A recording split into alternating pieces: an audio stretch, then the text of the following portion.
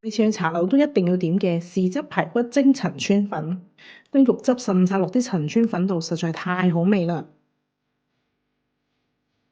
今日買啲靚嘅肉排返嚟，我哋先處理一下，落多啲生粉，落啲水浸一浸佢，我哋先浸佢10分鐘。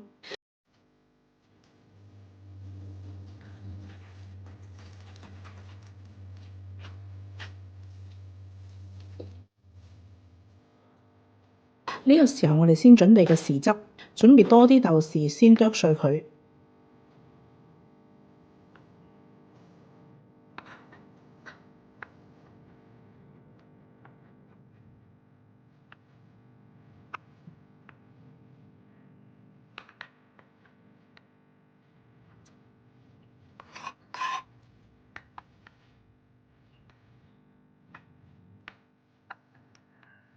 剁到佢差唔多碎啦，我哋再倒入大量嘅蒜蓉，蒜蓉連同啲豆豉一齊剁碎佢，等蒜蓉嘅味道可以融入豆豉度。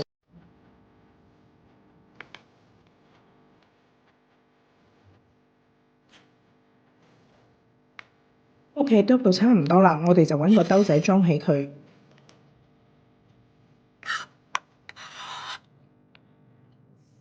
呢個時候淋一個熱油，等佢激發一啲香味。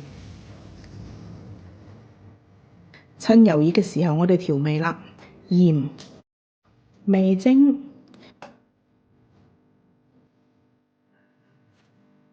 糖可以落多少少，生抽、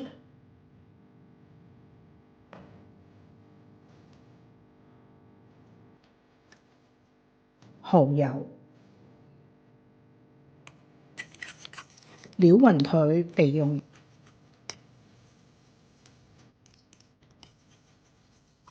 呢個時候我哋嘅排骨就浸得差唔多啦，我哋用清水洗多幾次，等佢洗走啲血先。記得攞多幾張廚房紙幫佢印乾啲水分，咁樣先可以入味㗎。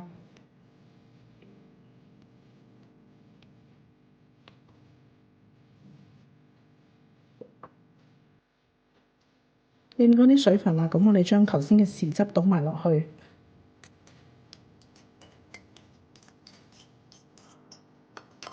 撈勻佢，先醃30分鐘。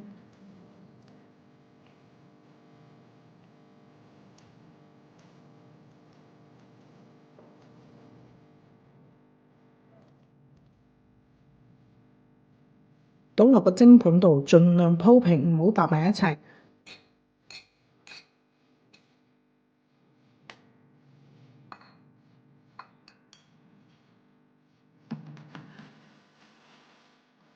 我哋中火先蒸佢10分鐘。趁蒸緊排骨嘅時候咧，我哋呢個時候鋪陳村粉啦，只需要盡量幫佢鋪平。我哋今日比較多人食啊，所以我準備咗2份。OK， 10分鐘出爐啦。呢個時候啲排骨咧未完全熟嘅，唔緊要，我哋倒落啲陳村粉度，記得連啲排骨汁都唔好漏啊！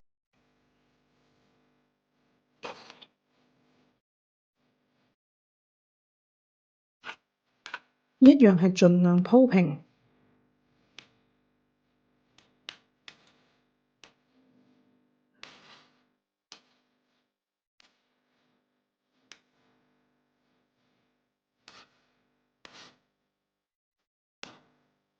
再次放入蒸爐度，中大火蒸3分鐘。陳村粉好易熟嘅啫，唔需要蒸咁耐。呢個時候準備一啲靈魂小葱花。